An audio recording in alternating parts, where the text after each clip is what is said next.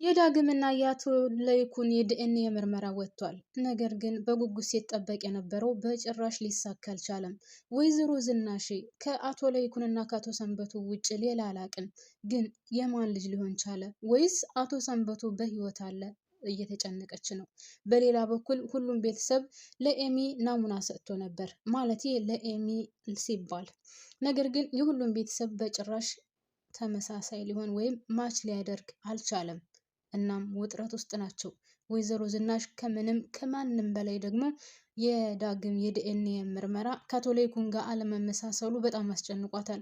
ከሁለቱ ውጭ ሌላው ወንድ ካለ የማታቅ ከሆነ የማን ልጅ ነው ወይስ አቶ ሰንበቱ በህይወት አለ?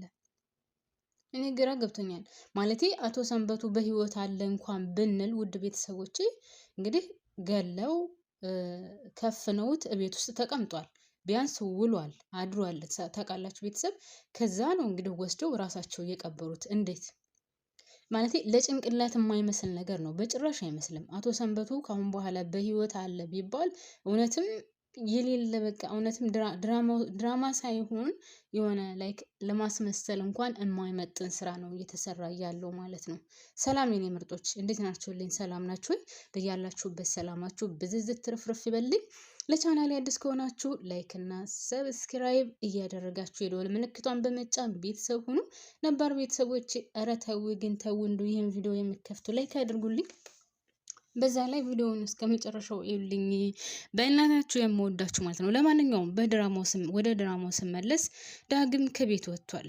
ካሁን በኋላ ከዚህ መቀመጥ የለብኝም፣ ያደረኩት ወይም የሰራሁት ስራ ጸጸቱ አላስቀምጠኝ ብሏል። ስለዚህ ከዚህ ቤት መውጣት አለብኝ ብሎ እንግዲህ ከቤተሰቦቹ ቤት ወጥቷል። ወይዘሮ ዝናሽም ተወው ይሄድ ብላለች እና አሁን ሙቼ እገኛለሁ በጭራሽ አትሄድም ብሎ የሙጥኝ ብሎ ነበር። ነገር ግን ያው ወይዘሮ ዝናሽም ብትሆን ተው በቃ ይሄድ ከአባቱ ገዳይ ቤተሰብ ጋር እንዴት ይቀመጣል ምናምን ብላለች ማለት ነው። ሲቀጥል እኔ አሁን በጣም የገረመኝና ያልገባኝ ነገር ውድ ቤተሰቦቼ የአቶ ሰንበቱ ጉዳይ ነው። እንግዲህ የዲኤንኤ ምርመራው ተደርጎ አቶ ሰንበቱ እንዳልሆነ ነው ወይም የዳግም አባት እንዳልሆነ ነው የታወቀው። በሌላ በኩል ደግሞ እንግዲህ አቶ ለይኩንና የዳግም የዲኤንኤ ምርመራ ተደርጎ ነበር። አሁንም ቢሆን ደግሞ አቶ ለይኩን አባት አይደለም። አቶ ለይኩን አባት ካልሆነ አቶ ሰንበቱ ሬሳው ተመርምሮ አባት ካልሆነ እውነት አቶ ለይኩን ማለት አቶ ሰንበቱ በህይወት አለ ማለት ነው። አቶ ሰንበቱ በህይወት ካለ እውነት ድራማው ተበላሽቷል። ቤተሰብ የእውነት ድራማው ተበላሽቷል። በጭራሽ ለጭንቅላት የማይመጥንና የማይመስል ነገር ነው። ለምን ካላችሁኝ እንግዲህ አቶ ለይኩን በሽጉጡ አመልጦት ሲመታው ወዲያው ነው ሞት የተባለው። ግን ደግሞ ሞተ ቢባልም እንኳን እንደዛ አይነት አመታት ጭንቅላት ላይ ቢሆን ኑሮ ኦኬ ቶሎ ይሞታል። ነገር ግን ሆዱ ላይ ነው። ሆዱ ላይ በብዛት እንግዲህ ቶሎ አይገልም አይደል ቤተሰብ? እሺ ቶሎ አልሞተም እንበል። እንደው ይሄ ማለቴ በሆድ እየተመታ ቶሎ አይገልም እንበል። ነገር ግን እነሱ በሰዓቱ ሞቷል ብለው ከፍነውት ምናምን እቤታቸው አሳድረው በማግስቱ ሌሊት ነው ወስደው የቀበሩት አይደል ቤተሰብ? ስለዚህ ሰውየውን እነሱ ከፍነው በመኪና ወስደውት ቀብረውት እንዴት ከመቃብሩ ተነሳ? አልገባኝም። እንዴት ከመቃብር ሊነሳ ቻለ? አቶ ሰንበቱ ከመቃብሩ ተነስቶ እንዴት ሰው ሊሆን ቻለ ነው? ወይስ እሱ ሌላ የሞተ ሰው አምጥቶ ተነስቶ ከዛ እንግዲህ ክላስ ተዘግቶበታል አይደለ? ሞቷል ተብሎ ተከፍኖ ክላስ ተዘግቶበት ነው የተቀመጠው ልጁ እንዳያይ። ሌሊት ተነስተው ወስደው ቀብሮታል። እና እንደዛ ከሆነ በኋላ ሰውየው ወይስ ከመሞቱ በፊት ገና ከዛው ከቤት ውስጥ እያለ እውነት ራሱ ተነስቶ ሌላ ሰው ገሎ አምጥቶ ቀይሮ ምናምን የሌለ ነው። እግዚአብሔር ምንም የማይመስል ነው። አሁን አቶ ሰንበቱ በህይወት አለ ከተባለ እንግዲህ አሁን መጨረሻ ላይ ወይዘሮ ዝናሽ የዲኤንኤው ምርመራ ስታይ ዳግም የአቶ ለይኩን ልጅ አለመሆኑን ስታውቅ እኔ ከሁለቱ ውጪ ሌላ የማውቀው ወንድ የለም፣ የሰንበቱ ሬሳ ተመርምሮ የዳግም አባት ካልሆነ ማን የሞተው? የማን ሬሳን የተመረመረው እያለች ነው። እኔ ከሁለቱ ውጪ የማውቀው ነገር የለም ነው ወይስ አቶ ሰንበቱ በህይወት አለ ማለት ነው እያለች ነው። እሺ አቶ ሰንበቱ በህይወት ካለ አቶ ሰንበቱ ከተቀበረበት ቦታ ላይ ካስታወሳችሁ ስንተኛ ፓርት ላይ እንደሆነ ባላቅም ወይዘሮ ዝናሽ ሬሳውን አንስቼ የአቶ ሰንበቱን ሬሳ አንስቼ ሌላ ቦታ ወስጄ ቀብሬዋለሁ ብላ ነበረ። በዛ ቦታ ሌላ ሰው ተቀብሮበት ነው ያ የዲኤንኤ ምርመራ የሱ ያልሆነው። የሆነ ውስብስብ ያለ ነገር ያለበት አይመስላችሁም? ቤተሰብ ግራ የሚያጋባ እንዳልኳችሁ ከዚህ በፊት ወይዘሮ ዝናሽ አቶ ለይኩንን ዝም ባላቸው በቃ እኔ አሁን ሬሳውን እየቀበርነውን ሬሳ አንስቼ ሌላ ቦታ ስለቀበርኩትኝ ከዛ ተቆፍሮ ወጥቶ የዲኤንኤ ምርመራ ቢያደርጉም እሱ እንዳልሆነ ይታወቃል። ስለዚህ በጭራሽ አታስብ ብላ ነግረው ነበረ። ነገር ግን አሁን ይሄ የዲኤንኤ ምርመራ ተደረገ ሲባል ደግሞ እንዴት እኔ ከሱ ውጪ የማውቀው ነገር የለም እያለች ነው። ከመቃብሩ አንስታ ሌላ ቦታ ከቀበረችው ለምንድን ነው እንደዚህ የምትለው እሷ ራሱ? እኔ ግራ ገብቶኛል። በነገራችን ላይ ቤተሰብ የሆነ የሚያምታታ ነገር ነው። በሌላ በኩል እንግዲህ ኤሚ አሁንም አካኪ ዘራፍ እያለች ነው። በጭራሽ ልጁ አይወርድም ብላ እምቢ ብላለች። ሁሉም ሰው እየለመናት ነው። ነገር ግን በጣም በሚያሳዝን ሁኔታ እምቢ ብላለች ማለት ነው። ሌላው እንግዲህ የዲኤንኤ ወይም ደግሞ ይሄ የናሙናው ውጤት በጭራሽ ከሁሉም ሰው ጋር የእሷ ናሙና ሊመሳሰል አልቻለም። እኔ ግን ግራ ገብቶኛል። በነገራችን ላይ ኑሐሚን የሰጠች አልመሰለኝም ነበረ ናሙና። ሁላቸውም ሰጥተዋል ቤተሰቡ በአጠቃላይ። ነገር ግን ሁሉም ቤተሰቡ ከሷ ጋር ተመሳሳይ ሊሆን አልቻለም እና እንዴት ተመሳሳይ ሊሆን አልቻለም? ይህም ሌላ ጉዳይ ነው። እንግዲህ ሁሉም ቤተሰብ ሰጥቶ ሁሉም ከሷ ጋር በጭራሽ ተመሳሳይ አልሆነም። ሌላው በጣም የሚገርመው ነገር እንግዲህ አምራን ተብዬዋ እቺ መሰሪ ክፉ አሁንም ቢሆን ለዳግም ደውላለታለች። ለዳግም ደውላ የአባት ትክክለኛ ገዳይ ማን እንደሆነ እኔ እነግርሃለሁ፣ መረጃውን የምትፈልግ ከሆነ ከኔና ቶሎ እኔ ገንዘብ አልቀበልህም ብለዋለች። አሁን ዳግም ከአቶ ለይኩን ቤት ወይም ደግሞ ከቤተሰቦቹ ቤት ወጥቷል።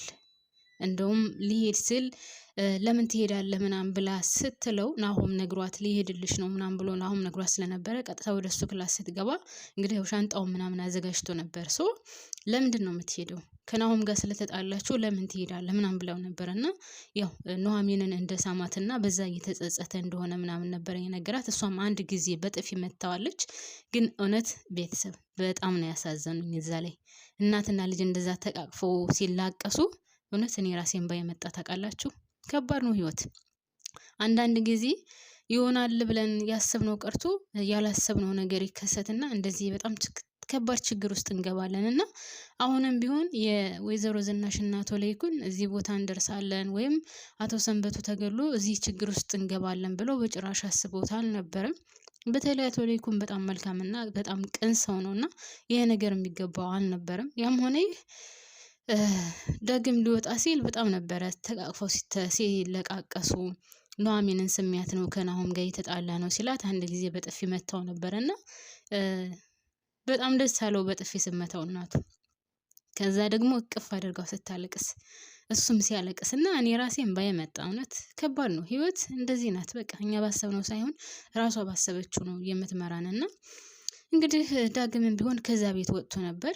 ከወጣ በኋላ ነው እንግዲህ አምራን ደውላ ያው የአባተ ገዳይ ትክክለኛ ማን እንደሆነ እኔ አውቃለሁ እና ቶሎ ብለዋለች።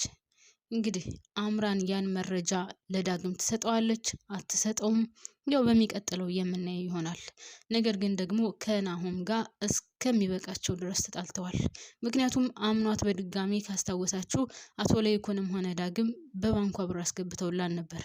እኔ ግን ያልገባኝ ነገር በነገራችን ላይ ቤተሰብ አምራን ተብዬዋ ማለት ነው እናትና አባቷ ወይም አባቷ ባደረገው ነገር ሌላው ቤተሰብ ምን ያደርጋት? የናሆም ቤተሰብ ምን ያደርጓት? በነገራችን ላይ ናሆም ከምንም በላይ አምኗትና ወዷት ቀርቧት ነበር አይደለም? እሷ ግን ገንዘብ ፈልጋ ነበር የቀረበችው። አሁን ናሆምን ምን አድርግ እንደምትለው ግን እኔ ግራ ገብቶኛል። ምን አድርግ ነው የምትለው? እሱ እኮ ከቤተሰቦቹ ያን ያክል ተጣልቶ ከእናቱ ጋር እንደውም የውሸቷን እናትህ ናት ያስወረደችው እንኳን ስትል አሜን ብሎ ተቀብሎ እናቱን ሁሉ የተሳደበ ሰው ነው። እናቱን ሁሉ መጥፎ ቃላት የተናገረ ሰው ነው። እንደዛ እየወደዳትን እንደዛ እያፈቀራትን በዚህ ደረጃ መጥላት፣ በዚህ ደረጃ እናንተ ወንዶች እጠላችኋለሁ፣ እናንተ በእናንተ የተነሳ ነው እንደዚህ ክፉ የሆንኩት፣ አባቴ እንደዚህ አድርጎ አባቴ። እሱ ምን ያድርግ ታዲያ? አባትሽ አደረገ፣ ናሆም ምን ያድርግ? የናሆም ቤተሰቦች እኮ አይመለከታቸውም። እንግዲህ ከነዛ ቤተሰቦች ተወለጅ ተብለሽ አይደለም የተወለድሽው አይደል? አታድርስ ነው አታምጣው ነው። እንኳን አደረገብሽ ማለት አይደለም። ነገር ግን የራሷ ቤተሰቦች እንደዛ ከሆኑ የራሷ አባቷ እየሰከረ መጥቶ እንደዛ የሚያሰቃያት ከሆነ እሷንና እናቷን የናሁን ቤተሰብ ምን ያደርግ? ናሁን ምን ያደርግ? ናሁን ጥፋተኛ አይደለም እንዴ? የራሷ ቤተሰቦቿ የእሷ እያላዘኑላት፣ አባቷ ለእሷ እያላዘነላት፣ አባት ተብዬው የራሷ ደሟ እያላዘነላት እሱ ያሰቃያት እንደነበረ እየተናገረች የናሁን ቤተሰብ መጉዳቱ በዚህ ደረጃ ምን ዋጋ አለው? ወደኋላ እየተመለሰች አባቷ ያደረጋትን እያስታወሰች የናሁን ቤተሰብና ሌላውን መበቀሉ ምን ትርጉም አለው? እኔ የተዘራሁትን ነው የምቀበለው። እኔ ተዘርቻለሁ። ጥሩ አድርገው አላሳደጉኝም። በክፋት ነው ያደግኩት፣ በምቀኝነት ነው ያደግኩት። መተው ይቻላል አይደል? ቤተሰብ አዎ፣ ሁሉም ሰው እኮ በጥሩ አስተዳደግ ላይ ያድግ ይችላል፣ በጥሩ ቤተሰብ ላይ ያድግ ይችላል። ሁሉም አይደለም ግን ደግሞ እያደግን ስንመጣ ትልቅ ሰው እየሆነ ሲመጣ ሁሉም ይረሳል። ያን መጥፎውን ትቶ ወደ መልካሙ ነገር ይሄዳል። እሷ ግን መልካሙን ነገር ትታ ወደ መጥፎ ነገር ነው እየሄደች ያለችው። በሌላ በኩል እንግዲህ ኤርሚያስ ሰምቷል። ኤርሚያስ ነግረዋለች፣ የካንሰር ታማሚ እንደሆነች ነግረዋለች። ኤሚ ደውላ እቤት መጥቶ ነበር። ያው ጥሩ ፊት አላገኝም። በነገራችን ላይ ኤርሚያስ አሁን ተቀይሯል። ለአምራን ራሱ ምን ያክል እንዳዘነላትና እንደራራላት ካያችሁና ወደ ወይዘሮ ማለቴ ወደ ኤሚ ራሱ ሲመጣ ቤተሰቦቹ ጥሩ ፊት ስላላሳዩት እኔ ለጸባ አይደለም የመጣሁት ምናምን እያለ ነበር እና እየተቀየረ ይመስለኛል። አምራንን ራሱ ምንድነው ስላት የነበረው የኛ ክፋትና ተንኮል መሰለኝ ያን ቤተሰብ ስላለቀቅናቸው መልሶ እዛው ላይ የሚጥለን ምናምን እያለ ነበር እና ሳስበው ኤርሚያስ ራሱ ካሁን በኋላ የሚቀየር ይመስለኛል ማለት ነው። እና ውድ ቤተሰቦቼ የአምራን ጉዳይ ግን በጣም የሚያሳዝን ነው። ሌላው በጣም ደስ የሚለው ነገር ደግሞ እንግዲህ የኤሚ ቤት የኑሐሚን ቤተሰቦች የናሙና ወይም ደግሞ ያው ናሙና ለመስጠት ፈቅደውለታል። አቶ ለይኩንን